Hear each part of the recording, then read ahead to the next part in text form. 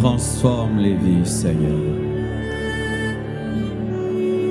Change les caractères. Change le social, le matériel. Transforme cette assemblée. Envoie-nous le réveil, la pluie de l'arrière-saison. Transforme les vies. Confond l'ennemi parmi nous.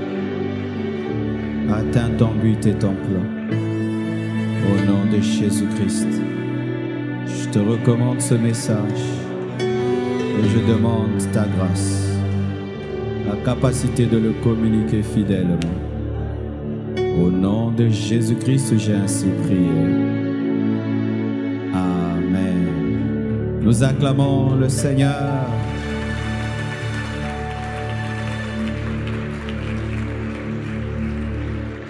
Salue ton voisin de gauche et de droite.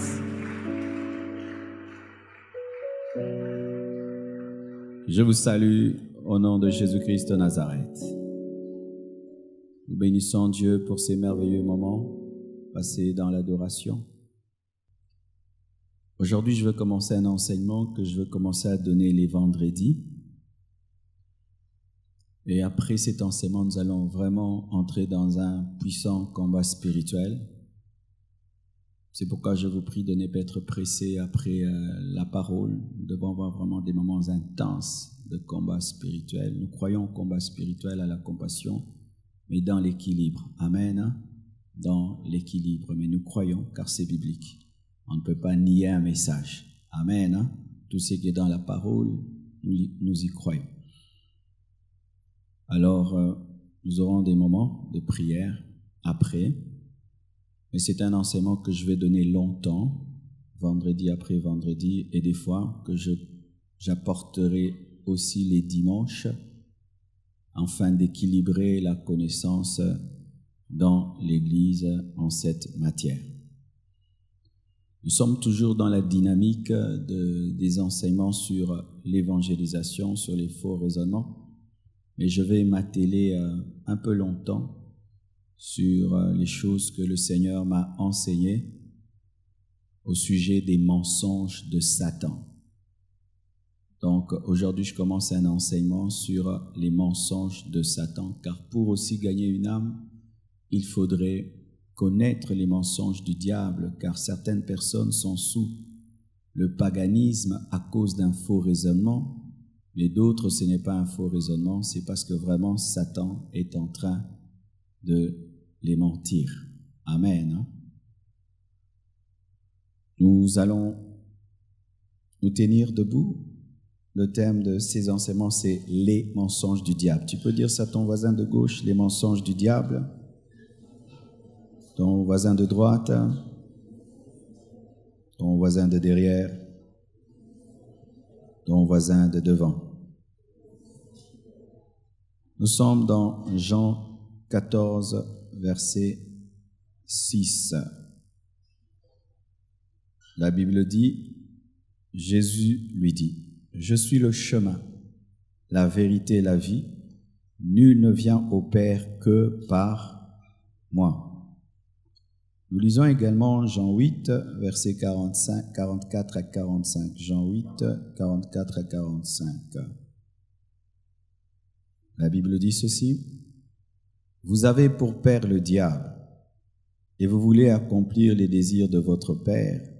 Il a été meurtrier dès le commencement, et il ne se tient pas dans la vérité, parce qu'il n'y a pas de vérité en lui. Lorsqu'il profère le mensonge, il parle de son propre fond, car il est menteur et le père du mensonge.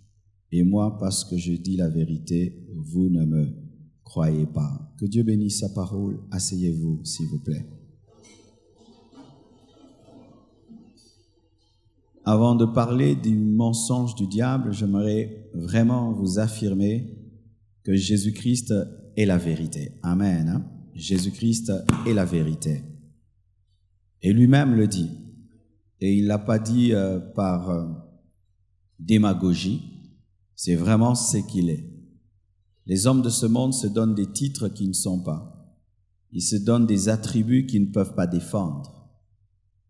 Mais Jésus-Christ tout ce qu'il a dit sur lui était vrai.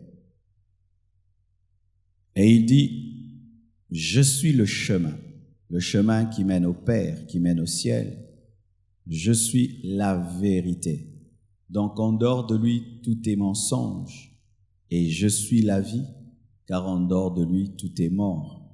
Et nul ne vient au Père que par moi. Personne ne peut aller au Père sans passer par Jésus. Toutes les personnes qui refusent, qui ignorent Jésus, mais qui veulent le Père, sont dans l'erreur. Toute personne qui dit que Jésus n'est qu'un prophète pour moi et ne peut me conduire au Père, toutes ces personnes sont perdues.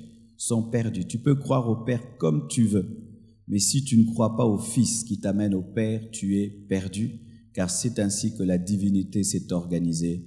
Quiconque veut aller au Père doit passer par le Fils. C'est comme je suis dans mon bureau et j'établis une loi, tu veux me voir, tu passes au secrétariat. Si tu refuses de passer au secrétariat, tu ne viendras jamais dans mon bureau.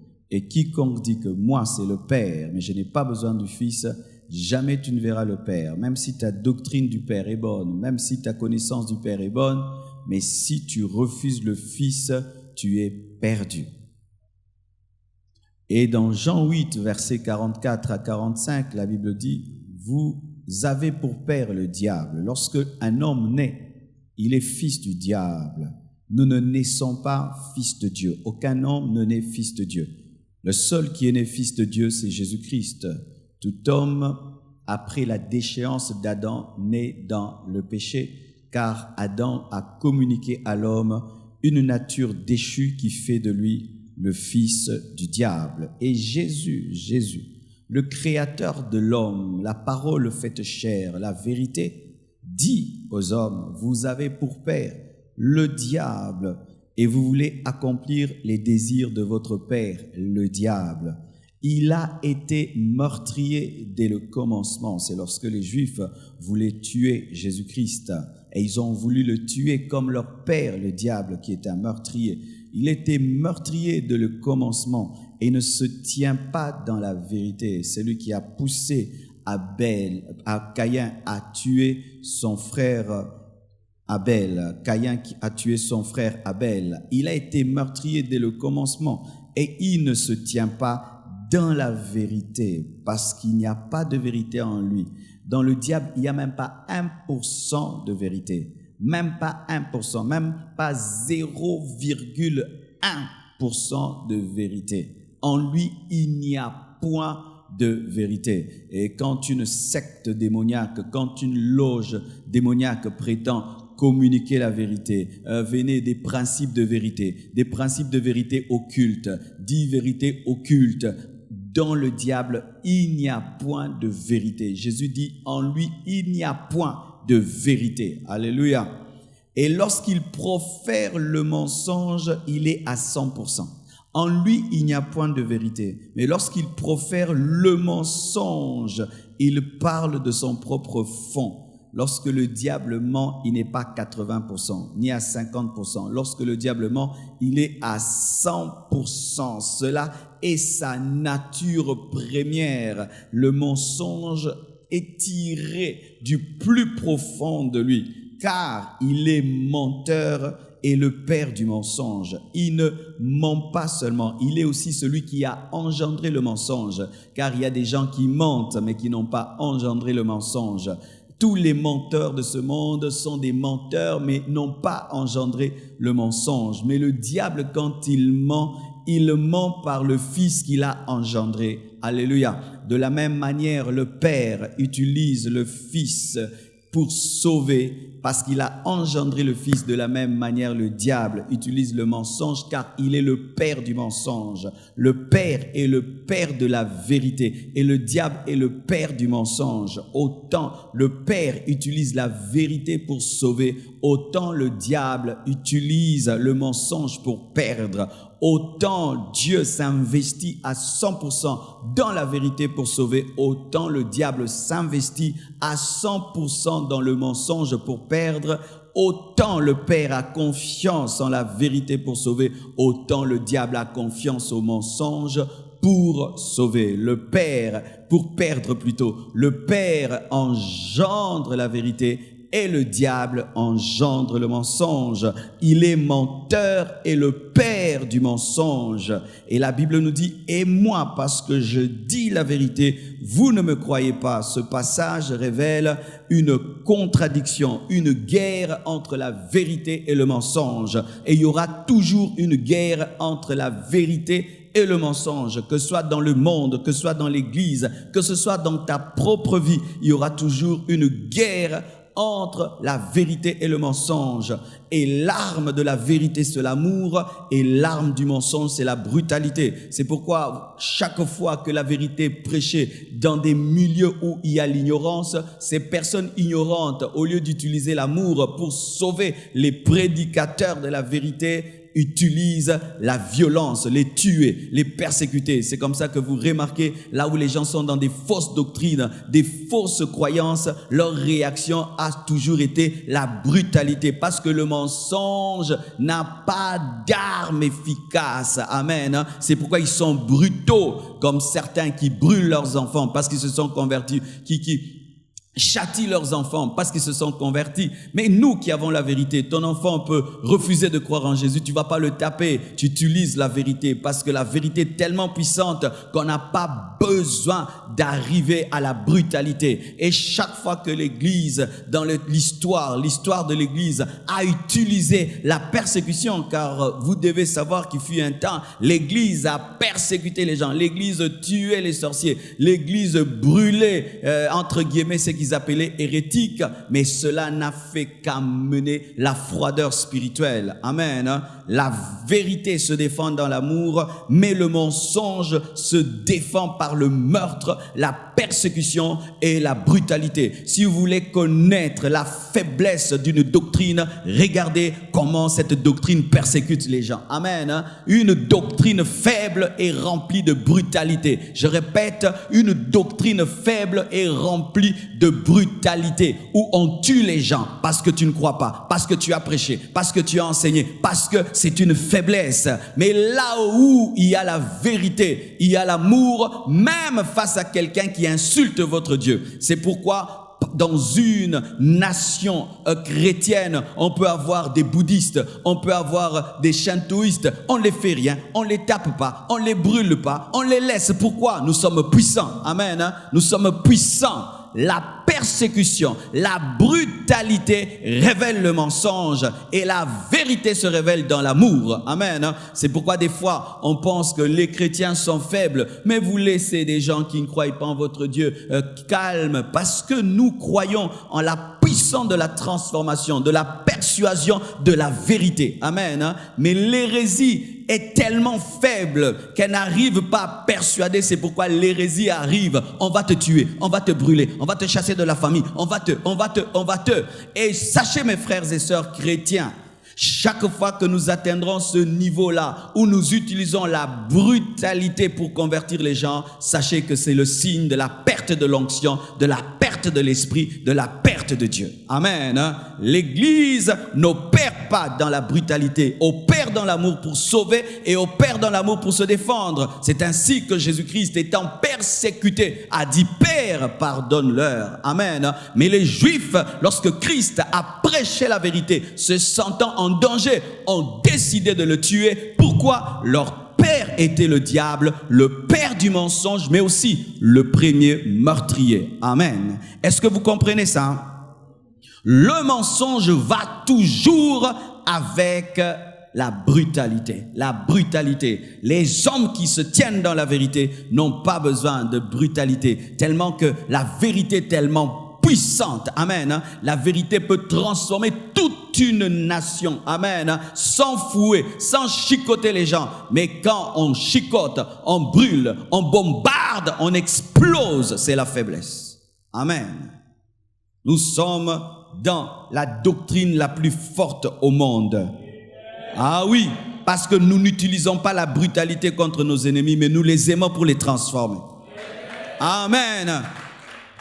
Tu es chrétien, tu trouves ton fils en train d'adorer un faux Dieu, tu le tapes, tu n'as rien fait. Tu vas l'aimer et l'aider à changer. Mais eux, qu'est-ce qu'ils font? Ils peuvent tuer pour leur Dieu, pourquoi leur Dieu est faible. C'est pourquoi lorsque Gédéon a renversé l'autel de son père a bien répondu. Lorsqu'on voulait faire du mal, il a dit non, mais si Baal est Dieu qui se défende lui-même, amen, hein? S'il est Dieu qui se défend lui-même, et si Jésus est Dieu qui se défend lui-même, tu n'as pas à taper les gens pour Jésus. Jésus est assez fort pour se défendre lui-même. Mais le diable est tellement faible qu'il a besoin que les gens tapent des gens pour lui.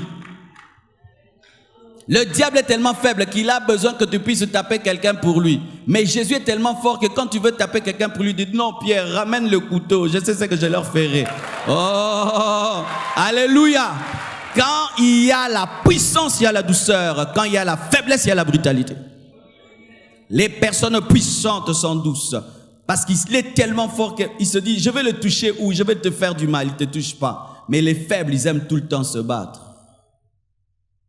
C'est ainsi que vous pouvez découvrir si une doctrine est vraie ou fausse, si une église est vraie ou fausse. Lorsqu'une église devient une secte, elle commence à opérer dans la brutalité. Toute église et toute doctrine qui est brutale n'est pas dans la vérité. C'est un thermomètre de la véracité d'une doctrine, l'amour ou la brutalité. Même si nous prêchons Jésus, si vous sentez dans une église, même qui prêche Jésus, au lieu d'utiliser l'amour et la douceur pour transformer les gens, on utilise des coups, des punitions, on tape les gens, on chicote les gens, il n'y a plus de vérité. La vérité ne se bat pas, elle est trop forte. Tu entends, même si tu ne crois pas aujourd'hui, même dans 20 ans, ça te changera. Alléluia! Alléluia! C'est l'une des choses même que tu peux présenter à un musulman. Amen, hein? Un musulman. Mon Dieu, lui, ne tue pas ses ennemis. Voici. Pendant que Jésus-Christ est le chemin, la vérité et la vie, pendant que Jésus-Christ fait de son église la colonne et l'appui de la vérité, vous devez savoir que l'église, c'est la colonne et l'appui de la vérité. C'est-à-dire que l'église ne peut pas être fondée sur le mensonge. On ne peut pas mentir à la chair. Amen, hein? On ne peut pas mentir à la chair, on ne peut pas mentir à l'église, on ne peut pas mentir à servant Dieu, on ne peut pas faire des faux témoignages, on ne peut pas faire des fausses prophéties, on ne peut pas faire des miracles fabriqués et travaillés. Amen, hein? Parce que l'église est la colonne de la vérité. Lorsque l'église entre dans le mensonge et on commence à enseigner le mensonge, permettre des mensonges, créer des mensonges, des prophéties, des visions, des miracles faux, l'église cesse d'être l'église, car la substance de l'église, c'est la vérité. Lorsqu'à l'église, on flatte et on ne dit pas la vérité, ce n'est plus l'église. Dans l'église, on dit la vérité même si elle fait mal. C'est pourquoi Christ est la vérité. Parce qu'il ne se dénaturait pas en fonction de l'auditoire, mais il restait le même en fonction de tout auditoire. Et l'auditoire devait se soumettre à la vérité, mais la vérité ne se soumettait jamais à l'auditoire. Est-ce que vous comprenez ce que je dis ce soir? Alléluia. Donc, quand tu viens à l'église, tu dois toujours te préparer à écouter la vérité. Amen, hein? Quitter chez toi la maison et venir à l'église pour entendre autre chose que la vérité, ce n'est pas l'église, c'est un club. C'est un club. Le mortier, la base de l'église, c'est la vérité. Tout doit être vérité. Pendant que Jésus-Christ est le chemin, pendant que l'église est la colonne et l'appui de la vérité, pendant que Jésus-Christ enseignait en disant « En vérité, je vous le dis », en vérité, je vous le dis, c'était un refrain de Christ dans ses enseignements. En vérité, pour dire, je ne mens pas. Amen. Hein? Ce que je dis vient du plus profond de moi. La répétition était un signe d'insistance, de la caractéristique du message de Christ. C'était un message véridique. Pendant que Jésus-Christ bâtit son travail sur la vérité, vous voyez, il peut dire à ses disciples, abandonnez tout et suivez-moi et vous serez persécutés. Il bâtissait le travail sur la vérité. Il a pu annoncer à Pierre qu'il aurait une mauvaise mort. Il n'a jamais flatté Pierre pour lui dire « Suis-moi, tout ira bien ». Lorsqu'il a rencontré Paul, il lui a dit la vérité. « Viens, tu souffriras pour moi ». Jésus-Christ a bâti son église sur la vérité. Il n'a pas fait des promesses en l'air et des fausses promesses. Il n'était pas dans la démagogie. Lorsque tu viens à Christ, nous devons te dire la vérité. Tu auras la paix, tu auras la joie, mais tu seras persécuté. Tu seras des fois rejeté, abandonné. mais Dieu sera avec toi. C'est ça la vérité. Il y aura des hauts, il y aura des bas, mais Dieu sera avec toi. Les amortisseurs qui sont placés dans une voiture révèlent que le concessionnaire avait prévu qu'il y aura des pierres, il y aura des trous. Et Dieu aussi, lorsqu'il t'appelle à lui, il veut que tu puisses te préparer, que tu aies des amortisseurs. C'est pourquoi il ne te ment pas. Bien-aimés frères et sœurs, si Christ bâtit dans la vérité, Satan, lui, bâtit tout dans le mensonge. Tout ce que vous voyez autour de vous, bâti par le diable, bâti par les occultistes, même si c'est beau, car je vous assure, ils font des belles choses, mais sachez que tout est bâti sur le mensonge. Tout, et sauf rien, est bâti sur le mensonge. Tout ce que le diable engendre est bâti sur le mensonge. Tout, même quand c'est beau, même quand c'est bien, même quand des fois on croirait qu'il n'y a rien de mal dedans, tout est bâti sur le mensonge, car le diable n'engendre que le mensonge, comme le Père n'engendre que la vérité. Alléluia. Satan est le père du mensonge. Tout ce qu'il dit est mensonge. Quand même il veut faire l'effort de dire la vérité, il se retrouve en train de dire le mensonge. Quand même il dit aujourd'hui je dirai la vérité, c'est le mensonge qui sort. Et sache que si le diable te dit une vérité, elle est devenue un mensonge. Si Satan te dit que demain tu vivras, sache vraiment que tu mourras. S'il te dit demain tu mourras, sache que demain tu vivras. Alléluia. Car tout ce qu'il touche devient mensonge. Quand même il veut dire la vérité, il se retrouve en train de dire le mensonge. Ainsi, toutes les loges sont fondées sur le mensonge. Toutes les loges, avec leurs noms différents, sont fondées sur le mensonge. Toutes les sectes occultes sont fondées sur le mensonge. Tous les serviteurs du diable, même si des fois ils ouvrent la Bible, sont fondés sur le mensonge. Car il y a deux manières de mentir. Soit je te donne à 100% un mensonge, soit je te donne une vérité à 90%, mais le 10% contient un mensonge. Automatiquement, la vérité n'est plus la vérité. Voici un mensonge que le diable a déposé dans les serviteurs de ses serviteurs. Allez prêcher la Bible. Dites tout, mais ne prêchez pas le retour de Jésus. Si je te dis tout, mais je ne te dis pas que Jésus revient, j'ai menti. Allez prêcher, dites tout, mais ne dites pas à l'église de se sanctifier. Si je te dis tout, mais je ne te dis pas de te sanctifier, je t'ai menti. Allez, dites tout, mais dites aux hommes de compter sur eux-mêmes et pas sur Dieu. Je t'ai menti. Dites tout, mais ne parlez pas de la croix. Ne parlez pas du sang. Si je te dis tout, je ne te parle pas de la croix et du sang de Jésus-Christ, tu es perdu. Dites tout, mais ne les poussez pas à prier. Une église qui ne prie pas est morte. Ainsi, mes frères et sœurs, le diable pousse toujours ses serviteurs à mentir. Même quand des fois, on paraîtrait qu'ils sont sages. Si vous lisez certains écrits certaines païens, athées, occultistes, tu peux dire quelle profondeur, quelle sagesse. Si tu écoutes certains écrivains, certains sages entre guillemets de ce monde, tu peux croire vraiment qu'il n'y a que de la profondeur en eux. Mais la plupart de leurs sagesses sont remplies d'humanisme, de sorte que par leur sagesse, ils poussent l'homme à croire qu'il est le Dieu de l'humain. Une forte sagesse, mais qui enlève Dieu. Beaucoup de positivisme, tu es grand. Un homme doit être un homme ordonné. C'est bien. Tu dois être ordonné, tu dois être discipliné. Tu dois investir, tu dois avoir une grande vision. Ça paraît bien. Mais quand on te dit tout cela pour que tu comptes sur toi et que tu sois matérialiste, mondain, on t'a menti. Car ça, c'est le reste. C'est le reste.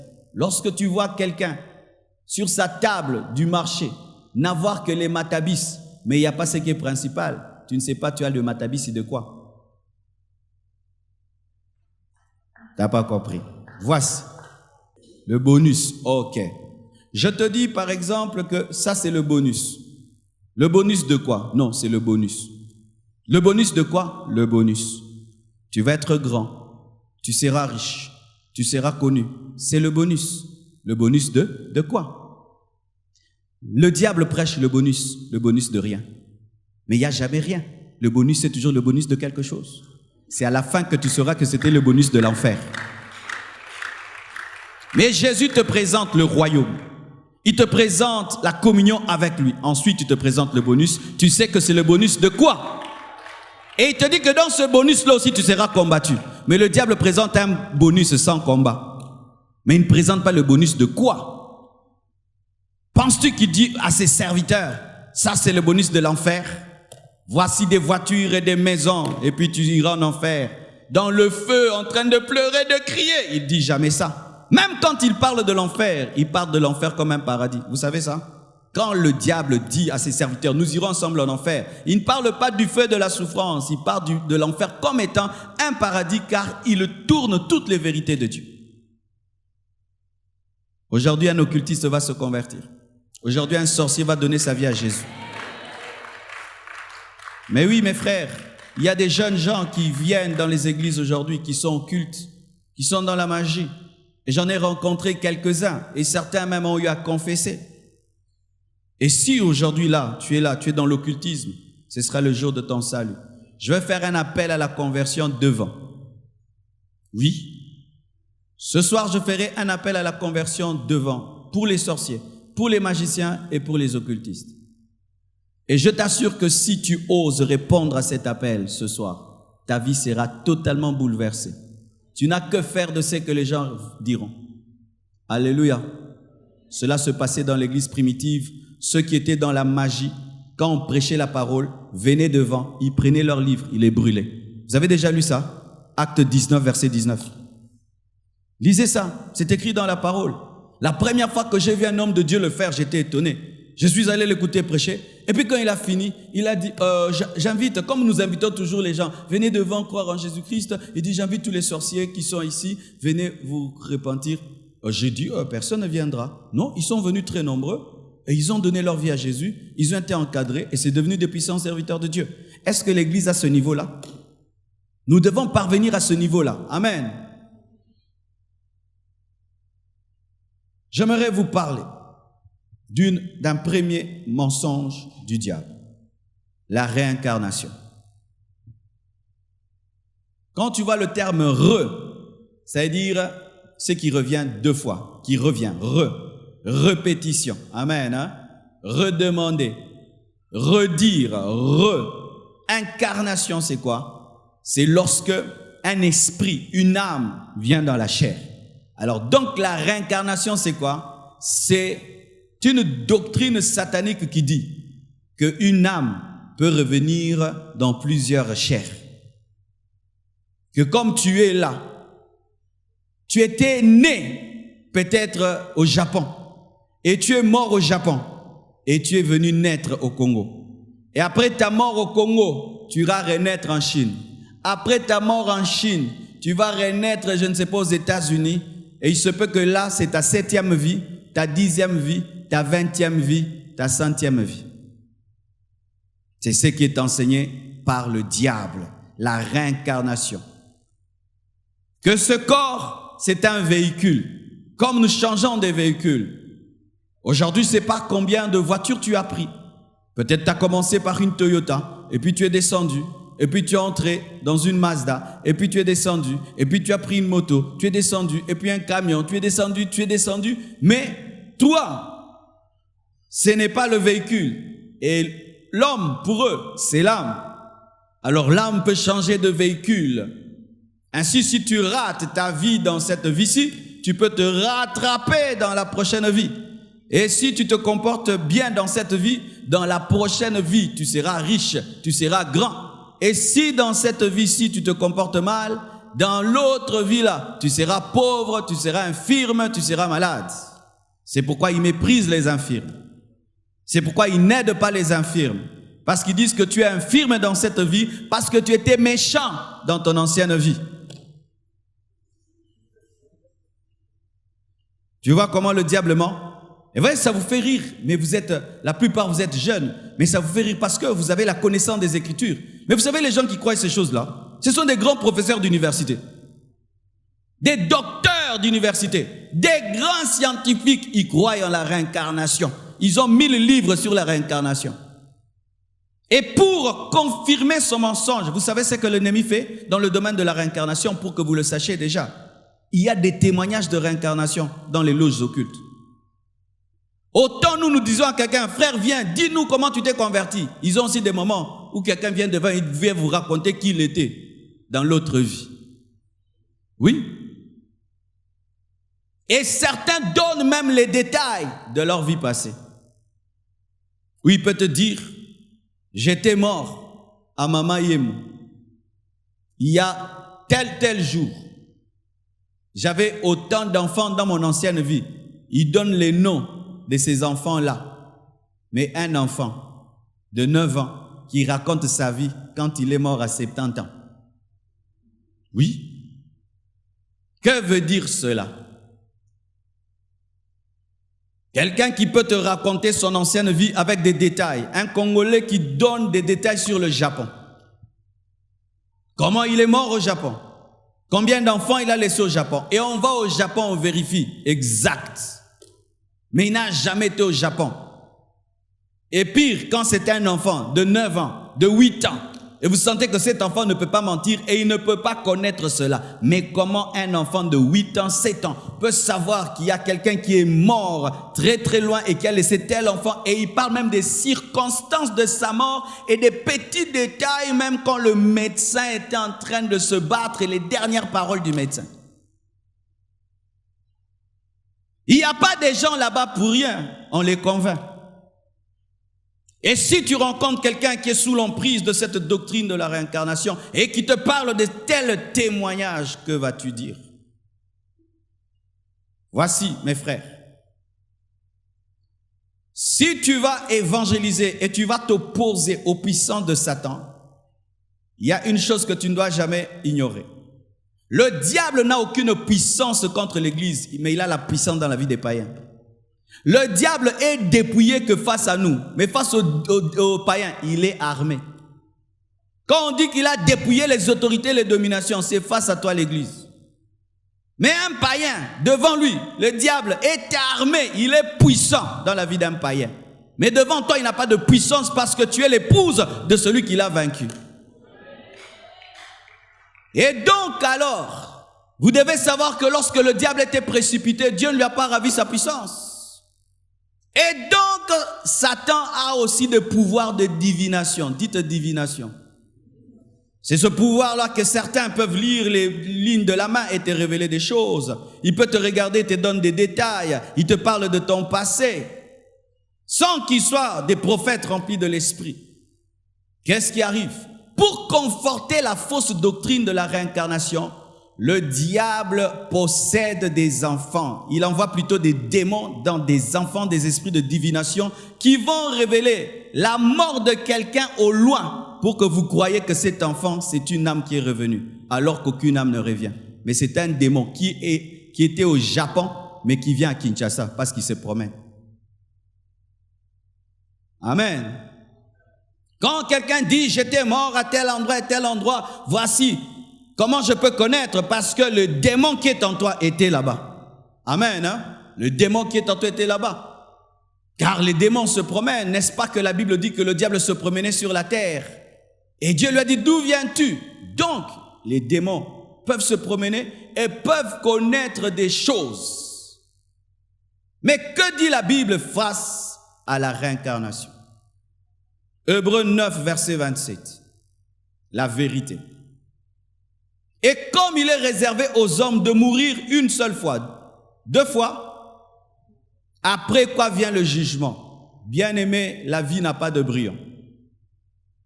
Lorsqu'on est à l'école, on prend un papier, on travaille mal, on appelle ça brouillon. Et tu peux un peu déchirer le brouillon, le maltraiter. Souvent, on n'utilise pas notre meilleure écriture. Souvent, on n'a pas des lignes droites. On ne souligne pas, ce n'est pas présentable. Après, quand tu as fini de travailler au brouillon, on te donne le propre. C'est là que tu vas y mettre le meilleur de toi. Et beaucoup d'hommes pensent qu'il y a une vie au brouillon et puis une vie au propre. La vie que tu mènes, c'est ça, ta vie au propre. Si tu la déchires, c'est ça au propre. On ne donne pas 2 papiers, on donne un seul papier. Et quand tu as un seul papier, tu le soignes parce qu'il n'y aura pas un autre papier. Ne faites pas une vie au brouillon en attendant une seconde vie. Ce n'est que cette vie que Dieu a mis à ta disposition. Et la Bible dit, car il est réservé aux hommes de mourir une seule fois, après quoi vient le jugement.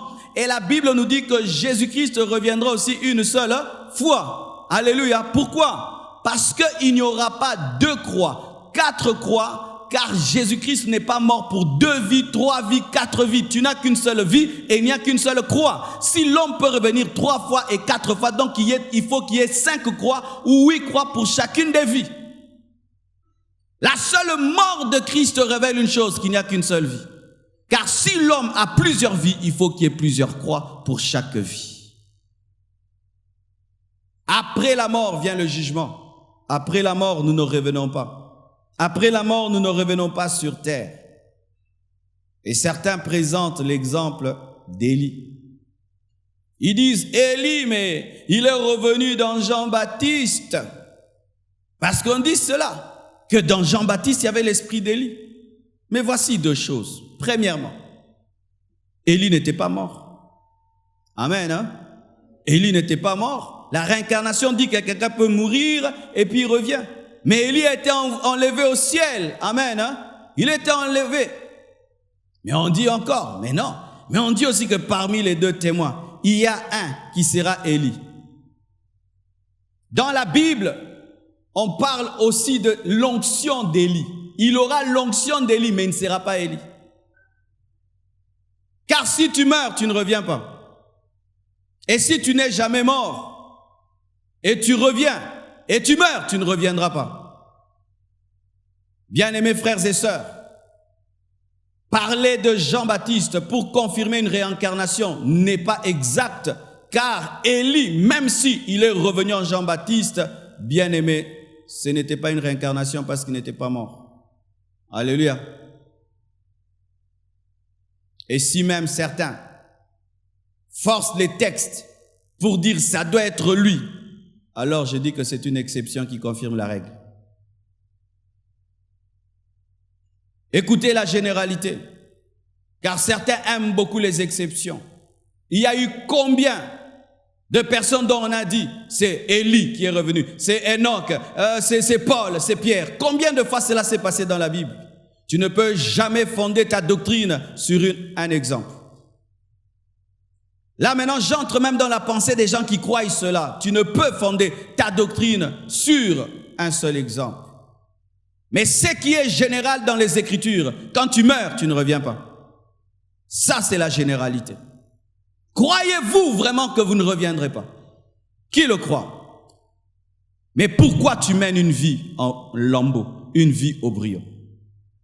Quelqu'un qui sait qu'il n'a qu'une seule occasion, il faut voir comment il se concentre. Regardez le dernier penalty, comment les joueurs se concentrent. Il sait que s'il rate ce penalty, il n'y aura pas un autre. Comment il prend son temps, comment il affine le tir, comment il affine le mouvement, comment. Mais nous avons des gens qui disent, je crois que je n'ai une seule vie. Mais tu vois comment il mène sa vie, c'est comme si il aura une autre. Surtout les jeunes. La jeunesse, nous la vivons en lambeaux. Et quand on atteint 40 ans, 45 ans, là maintenant on devient sérieux. Mais si tu mourais alors à 42 ans, quand tu décides de devenir sérieux, c'est quand Dieu te retire ton âme. Dès que tu as compris les choses spirituelles, tu dois être au maximum. Tu dois être au maximum. Tu dois maximiser chaque minute, chaque seconde, chaque jour et chaque semaine. Et ne pas vivre comme si aujourd'hui ne compte pas, mais demain tu seras sérieux. L'une des maladies de la doctrine de la réincarnation, c'est quand tu vois quelqu'un et dit « Oh, je peux être méchant dans cette vie, dans l'autre vie je prendrai une décision. Je peux faire n'importe quoi dans cette vie, dans l'autre vie. » Mais quand tu meurs, tu attends une autre vie. Directement, tu es dans le mauvais séjour de mort. Tu attends revenir, tu ne reviens pas. J'avais des amis à l'université qui ne prenaient jamais au sérieux la première session. Jamais ils ne prenaient au sérieux la première session. Ils étudiaient n'importe comment. Pourquoi? Ils étaient très intelligents. Même s'ils échouent en première session, s'ils se concentrent seulement et ils bouquinent, bien aimé, vous allez entendre ce qu'il va faire. Et il y a des gens comme ça qui pensent qu'il y aura une deuxième session. Que tu mènes une vie en lambeaux et puis tu meurs et un jour tu reviens. Et pire même, dans cette doctrine de réincarnation, il y a vraiment des faussetés où on croit que tu peux mourir homme et tu reviens comme un chat. Tu meurs homme, tu reviens comme un cafard, comme une fleur. C'est pourquoi ils ne tuent pas les animaux. Et ils adorent les animaux parce que l'animal, là, c'est grand-père qui est revenu. Vous sentez vraiment que le diable est derrière, hein? Avec sa méchanceté. Il se moque de vous, comment vous êtes en train d'adorer des vaches. Oui, vous savez que dans certaines nations, lorsqu'il y a une vache qui bloque la route, on s'arrête. Jusqu'elle décidera par elle-même de se déplacer. Si la vache va faire 4 heures du temps, vous tous embouteillage, pourquoi? Il y a Dieu. Dieu ne bouge pas. Vrai ou faux? Une fois, j'ai reçu un monsieur chez moi à la maison. Et vous voyez, on aime bien les perroquets, on aime des animaux, on les met dans des cages et tout. Il était choqué. Pourquoi tu les mets dans la cage? Oh, je dis, mais les perroquets, on les met dans la cage. Si je ne mets pas dans la cage, je vais s'envoler. Je sens qu'il était touché. Pourquoi? J'ai mis Dieu dans la cage. Pourquoi eux, les animaux, peuvent être des dieux et peuvent être des grands-parents? Et d'autres, tu vas avoir beaucoup de fleurs dans sa maison. Tu penses qu'il aime beaucoup les fleurs. Il croit qu'un homme peut revenir en fleurs.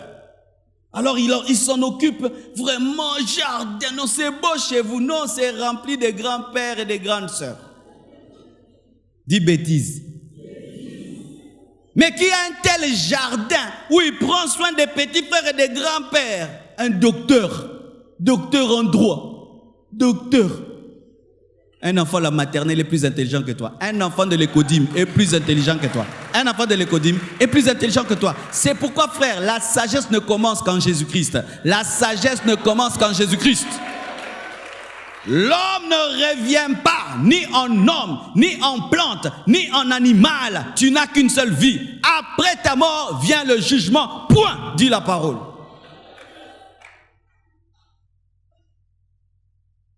Et d'autres, ils enseignent que cette réincarnation est une punition. Il faut tout faire pour en sortir. C'est pourquoi vous voyez des fois, il y a des signes qui sont donnés d'un serpent qui s'avale la queue. Vous avez déjà vu ça? Il y a un serpent, un cercle, et il vient, il mord sa propre queue. Ça fait un cercle et il mord sa queue. C'est-à-dire que c'est un cercle perpétuel qui ne s'arrête jamais. Tu meurs, tu reviens. Tu meurs, tu reviens. Tu meurs, tu reviens. Et ils enseignent que pour vaincre cette réincarnation, sortir du cercle et percer, tu dois atteindre un niveau très élevé qu'ils appellent nirvana. Un niveau de sainteté élevé par des concentrations et des méditations. Tu commences à sortir du corps. Et puis un jour, tu vas atteindre un niveau tellement élevé de sainteté, de concentration. Et puis tu sors du cycle. Tu deviens comme un Dieu, comme un esprit positif. C'est quand vous voyez des gens qui passent le temps. Il est en train de chercher à sortir. Mais alors que quand tu sors, c'est quand tu entres. Non, le diable, c'est un menteur. Il te dit, concentre-toi, deviens saint. Ils font des jours, ils ne mangent pas. Ils s'affament dans des jeûnes. D'autres ne portent qu'un seul vêtement. Ils habitent des monastères. Ils abandonnent la famille. Ils vivent dans la pauvreté. Ils parlent doucement. Ils marchent doucement.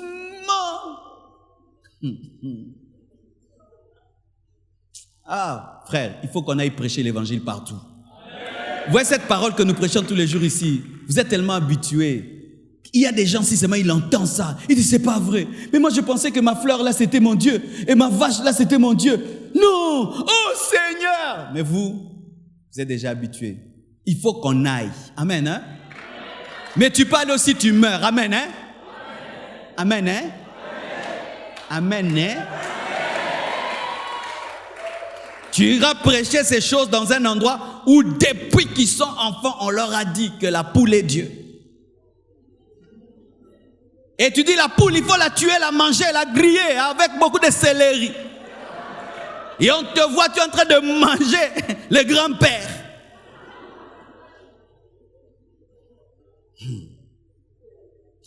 Congo, tout ce que nous avons reçu, c'est le temps de le sortir. Et si nous y mettons tout le temps la peur, nous allons tuer le monde. Car certains médecins, même pour guérir les gens, ont accepté de mourir, pour vous apporter le vaccin, même dans la forêt. Vrai ou faux?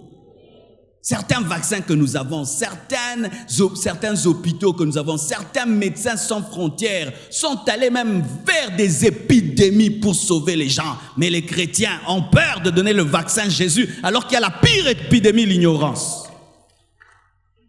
Ah non, si je pouvais dire vraiment ce que je ressens.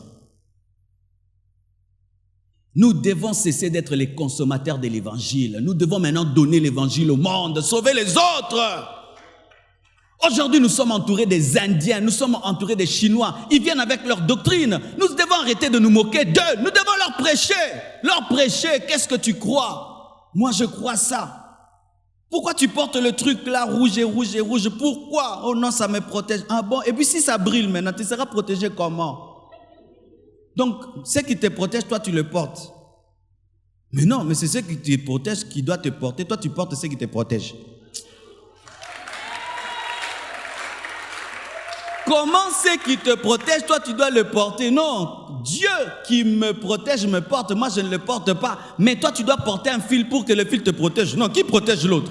Car tu dois tout faire que ça brûle pas, que ça se perde pas, que ça soit bien. Qui protège l'autre?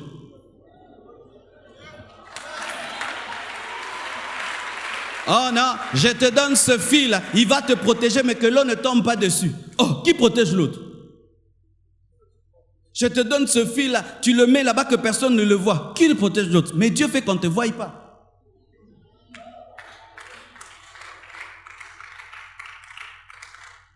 Bien-aimés frères, et ils se concentrent, ils mènent une vie de sainteté. Et je vous assure, il y a certains qui mènent entre guillemets une vie de sainteté. Tu vois vraiment, il ne vole pas. Amen. Hein? Il parle doucement. Il a la maîtrise de soi. Il y a des gens comme ça. Il a la maîtrise de soi. Les choses de ce monde, il ne s'en occupe pas. Il n'a rien. Il abandonne même une famille riche. Il va vivre dans un monastère pour atteindre le haut niveau de l'esprit. Et si vous ne savez pas aujourd'hui, la plupart des stars, des acteurs, des musiciens deviennent des bouddhistes. Vous savez ça? Pourquoi? Ils sont attirés par leur philosophie. L'homme aime des choses compliquées et philosophiques. Comment tu peux, malgré ta tristesse, te concentrer et sortir de ton corps et tu ne sens pas? Les hommes aiment ça. Et pourquoi ils commencent à aimer ça? Parce que l'Église ne parle pas. Eux, ils parlent aux stars, ils parlent aux musiciens, ils parlent aux autorités et qui deviennent des bouddhistes. Mais nous, on a peur. Face à eux, nous ne parlons pas. Qu'est-ce que l'Évangile va lui faire? Bien-aimé, l'Évangile peut tout. Une grande star hier m'a écrit, « Pasteur, je suis à Kinshasa. Viens à l'église. » « Oui, viens à l'église. » « Ok. Vos cultes, c'est quand? Tel jour. Je viendrai. » Nous devons arrêter d'avoir peur que Christ puisse transformer ces gens-là. Il peut le faire. Et quand il viendra, je vais prêcher comme je prêche d'habitude. Alléluia. Dis à ton voisin, la réincarnation n'existe pas. Jean-Baptiste et Élie ne sont pas des exemples. C'est une exception. Amen. Et je répète, Élie n'était pas mort. Amen. Hein? Et pour ma part, c'est l'onction d'Élie qui était sur Jean-Baptiste. Ça, c'est ce que je crois. Amen. Hein? Mais si tu crois qu'il est revenu, mais il n'était pas mort. Ça, ce sont des débats théologiques. Amen. J'aimerais terminer. Je vais donner seulement 2 mensonges. Un deuxième mensonge que le diable donne à ce monde. Jésus-Christ est un grand maître, mais il n'est pas Dieu. Ça paraît flatteur, mais il y a beaucoup d'hérésie dedans. Jésus, c'est un grand maître, il n'est pas Dieu. Mais il n'est pas Dieu. C'est ainsi que tu vas entrer dans certaines loges. Il y a un chapitre Jésus. Vous savez ça? Certains jeunes qui se retrouvent dans des loges occultes, c'est là qu'on vous attrape. Mais non, on ne t'empêche pas de prier. Tu peux prier d'ailleurs. Jésus-Christ, nous aussi, nous croyons. Regarde dans ce livre, chapitre 7. C'est quoi? C'est écrit quoi? Jésus. Nous croyons en Jésus. Jésus, non, c'était un grand maître. Il a appris d'ailleurs nos sciences en Égypte. Ok? Et tu vois tout ce qu'il a fait, les miracles. Mais c'était notre science. Parce qu'il a d'abord été initié là-bas en Égypte. Et puis quand il est venu... Et oui, il parle de Jésus. Mais il parle de Jésus-Christ pour t'amener à Satan. Il parle d'un Jésus qui est inférieur à Satan. Il parle d'un Jésus-Christ qui prépare au diable. Si on te présente un Jésus qui te prépare à devenir sorcier, ce n'est pas Jésus. Si on te présente un Jésus qui te prépare à sortir de ton corps, ce n'est pas Jésus. Si on te présente un Jésus qui te prépare à tuer ta mère, tes frères et sœurs pour avoir l'argent, ce n'est pas Jésus. Si on te présente un Jésus qui tolère l'adoration des démons, ce n'est pas Jésus. Si on te présente un Jésus qui te demande d'avoir une loge dans la maison avec des bougies, avec des choses bizarres dans laquelle personne n'entre, ce n'est pas Jésus. Donne-moi la main que je te parle. Si dans ta loge on t'a dit tu peux aller dans les églises, nous on n'est pas contre la prière, tu peux aller, mais après tu reviens. Bien aimé, quelqu'un qui se lave le samedi pour vivre dans la boue le dimanche, s'est lavé pour rien. Car qu'est-ce qui se passe? L'ennemi utilise cette ruse. Calmez ta conscience. Calmez ta conscience. Et surtout nous, Congolais, depuis que nous sommes enfants, nous savons que le diable, c'est le diable, Jésus, c'est Jésus. Alors le diable a créé une doctrine qui mélange Jésus et Satan. Certains même portent des noms. Jésus, Jésus, Jésus. Mais il n'y a pas Jésus dedans. Bien aimé. Si tu ne connais pas le Jésus de la Bible, on va te présenter un autre Jésus. C'est pourquoi lisez la Bible, connaissez la parole. Je dis connaissez la parole. Connaissez la parole. Je vais te dire quelque chose qui risque de te choquer. Vous savez pourquoi à la fin des temps, les gens vont croire à l'Antichrist? Vous savez pourquoi à la fin des temps, l'Antichrist sera adoré? Vous savez pourquoi? Parce qu'il ressemblera à Jésus. Voici l'un des plus grands mensonges que Satan prépare pour le monde. Mais ça va arriver lorsque l'Église sera enlevée. Vous savez ce qu'il va faire? Quand l'Église sera enlevée, le diable va faire croire au monde que ce n'est pas l'enlèvement, que Jésus n'est pas revenu. Et le monde sera en train d'attendre maintenant Jésus. Et le diable fera que l'Antichrist vienne dans une forme, comme si c'est Christ, parce qu'il fera des miracles, des prodiges. Et les gens croiront pendant un temps qu'ils sont en train d'adorer le Messie jusqu'à ce qu'ils se rendront compte que c'est Satan. C'est pourquoi Jésus dit que mes brebis connaissent ma voix. Quand le diable, même s'il parle d'amour, tu entendras dans sa voix la haine. Parce que tu connais sa voix. N'est-ce pas que quelqu'un peut te dire je t'aime, mais tu sens, tu entends autre chose, il ne m'aime pas, il veut mon corps, n'est-ce pas? Et le diable, quand il dit je t'aime, celui qui entend l'esprit peut savoir, il veut mon âme, il veut me détruire. Bien-aimés frères, avez-vous une communion avec Dieu? Parce qu'il y a des niveaux et des niveaux de séduction. Il y a des niveaux et des niveaux de séduction. Je ne peux pas vous dire tout ce que nous vivons. Mais, quand vous voyez des gens qui sont attachés à des fausses doctrines, mais ils ont une conviction à 200%, ils y vivent des expériences. Et certains ont même des apparitions de Jésus. Dans une loge de ce monde-ci, l'une des plus grandes, vous savez que parmi l'une des expériences qu'on donne aux gens, il y a des apparitions de Jésus. Jésus t'apparaît, mais pas Jésus, un démon. Mais comme tu n'as pas eu la connaissance de Christ, tu vas croire que c'est lui. As-tu une intimité suffisante de Christ de sorte de discerner quand le diable s'habille en ange de lumière? Car le diable, s'il veut avoir un adorateur de Jésus, il l'aura comment? Par la forme de Jésus. Il ne peut pas venir à toi par la forme du diable. Il sait déjà que tu vas le chasser. Quand le diable veut avoir l'Église, il prend la forme du Christ. C'est pourquoi Jésus a parlé par ses apôtres, disant à l'Église de faire attention à la séduction. L'une des grandes armes du diable à la fin des temps, c'est ressembler à la vérité. Quand le diable veut prêcher à l'Église, il doit ouvrir la Bible. Parce que s'il n'ouvre pas la Bible, on ne va pas l'écouter. Il va l'ouvrir, il va donner un verset biblique. Il va parler de Jésus. Mais de quel Jésus? Un Jésus qui ne transforme pas, qui n'amène pas la repentance. Faites attention, dans une église, tu vas, pendant une année, tu ne sens pas qu'on cherche à te transformer. On veut seulement que tu aies des choses. Fouille, ce n'est pas l'église de Jésus. On ouvre la Bible, mais on ne parle pas de Jésus. Car il y a une différence entre ouvrir la Bible et parler de Jésus. Je peux ouvrir la Bible, je ne parle pas de Jésus. C'est pourquoi n'allez pas dans une église parce que c'est beau, parce qu'il y a beaucoup de gens. Non. Est-ce que Jésus est prêché? Le Jésus qui transforme. Est-ce que la priorité dans cette église, c'est sauver ton âme? Sauver ton âme, sauver ton âme. Parce que la chose la plus importante dans ta vie, c'est ton âme. Mais si on s'occupe de tes poches et de tes poches et de tes poches, c'est vrai, on en a besoin. Mais quand ce n'est pas, la priorité n'est pas l'âme, faites attention. Et la ruse du diable, c'est d'amener l'homme à croire en Jésus. Mais croire qu'il y a quelque chose qui est supérieur à Jésus.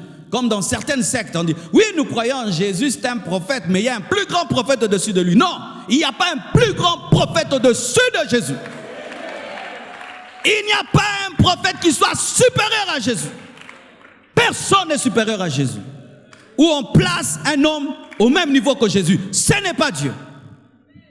Jésus ne peut être mis au même niveau qu'un de ses serviteurs, au même niveau qu'un prophète. Jamais. Il est au même niveau que le Père et le Saint-Esprit.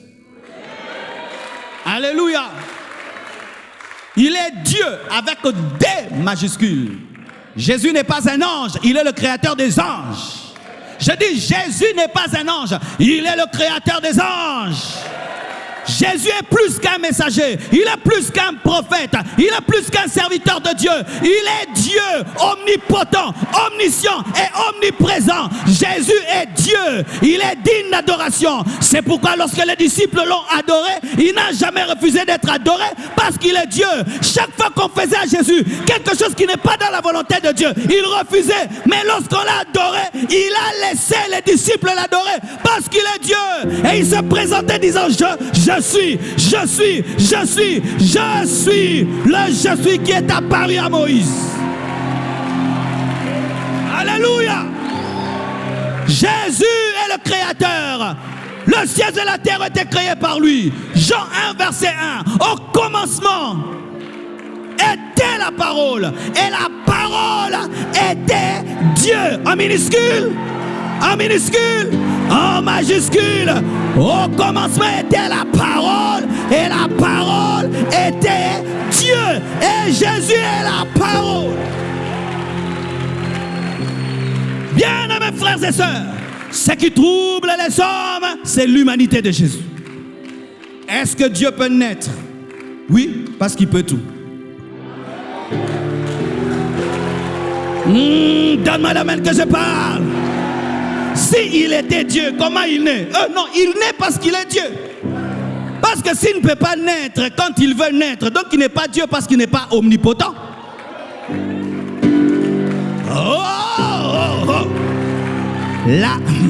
La naissance de Jésus ne l'affaiblit pas. Au contraire, ça prouve sa puissance. Je vais te donner un exemple. Je suis poids lourd. Amen, hein? Poids lourd, je pèse 120 kilos et je suis champion du monde. Et puis je tape tous les poids lourds. Mais un jour je décide, je dis non, j'ai trop tapé les poids lourds en poids lourds. Maintenant je vais devenir un poids mouche. Je vais maigrir, il maigrit jusqu'à avoir 45 kilos. Mais il dit, je ne vais pas me battre avec les poids mouches. Avec le poids 45, je vais me battre avec les 120. Et puis tu les tapes. Tu es trop fort. Parce que tu peux les vaincre dans la catégorie et en dehors de la catégorie. Donne-moi la main, je vais te parler. Jésus, lorsque le diable s'est rebellé, il a précipité sur la terre. Et on pouvait dire, non, c'est normal. Là, tu étais vraiment dans la dimension de Dieu. C'est normal. Lui, il est un ange, toi, tu es Dieu. C'est normal. Et le diable, quand il vient sur la terre, vous savez, comme ces gens que tu tabasses dans la chambre, il sort dehors, il dit qu'il t'a tapé. C'est ça le diable. Il a été précipité sur la terre et il vient sur la terre. Il est en train de mentir aux gens. qu'il a le pouvoir, la puissance, et il amène l'homme dans la perdition. Jésus lui dit, ok, je te suis. Et Jésus vient maintenant. Il ne vient pas comme un ange, non, il vient maintenant comme un homme. Mais quand il s'approche, le démon sent, c'est lui, il commence à l'adorer. C'est lui qui nous a précipités du ciel sur la terre. Il est dans ses corps, Mais comment tu sais? Nous sentons la même gloire, nous sentons la même puissance, c'est lui.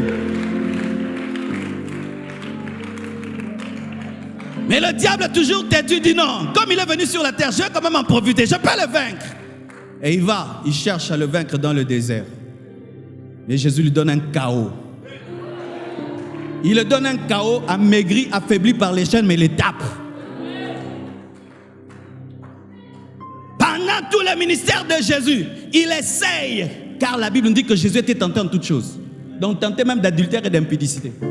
Mais il n'a jamais vaincu. Jamais attiré par Marie de Magdala, même si elle pleure sur ses pieds. Dis à ton voisin, j'aime Jésus, j'aime Jésus. Oh, dites voisin, tu es sorcier. J'aime Jésus, j'aime Jésus, j'aime Jésus. Et puis il le chasse dans les corps, il le chasse. Et puis il dit, je l'ai trop vaincu moi-même. Je dois laisser un héritage à l'église. Et il fait une stratégie.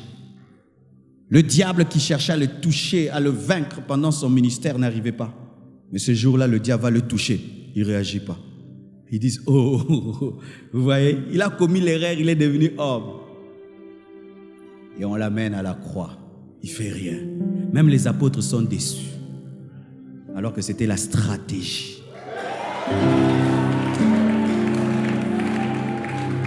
Il avait entendu que la postérité de la femme écrasera sa tête, mais il n'avait pas bien compris comment.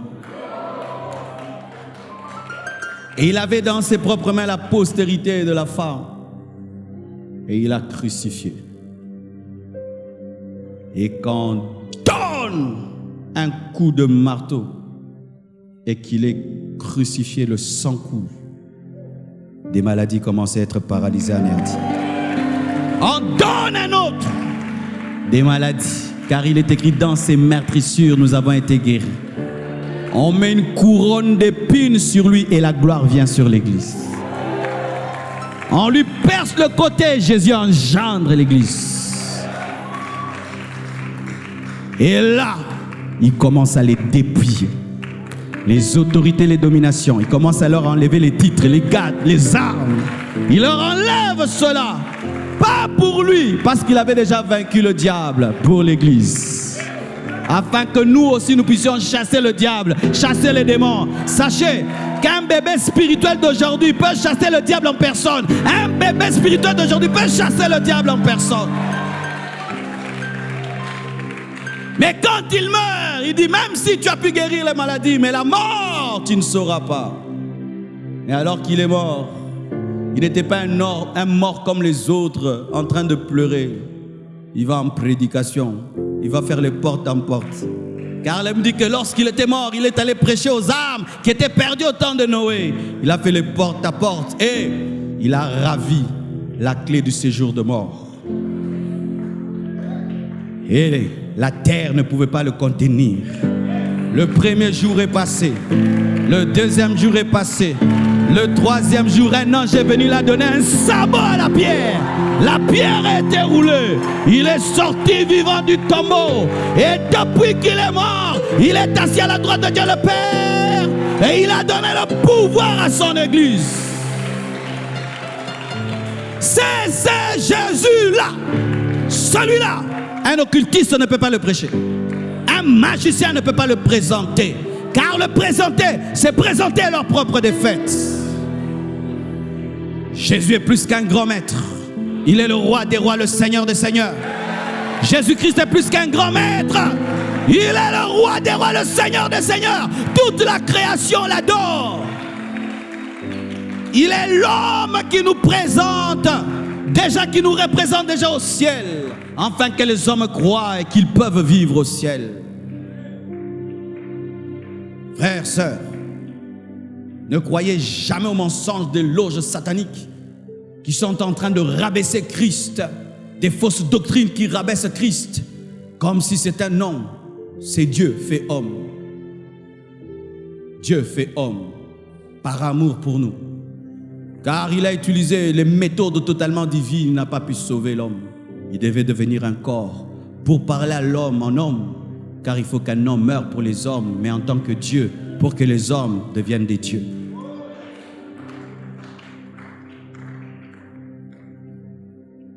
Levons nos mains et adorons Jésus-Christ. Adorons Jésus-Christ. Adore Jésus. Prie en esprit, prie en intelligence, c'est là que tu es dirigé. Adorons Jésus.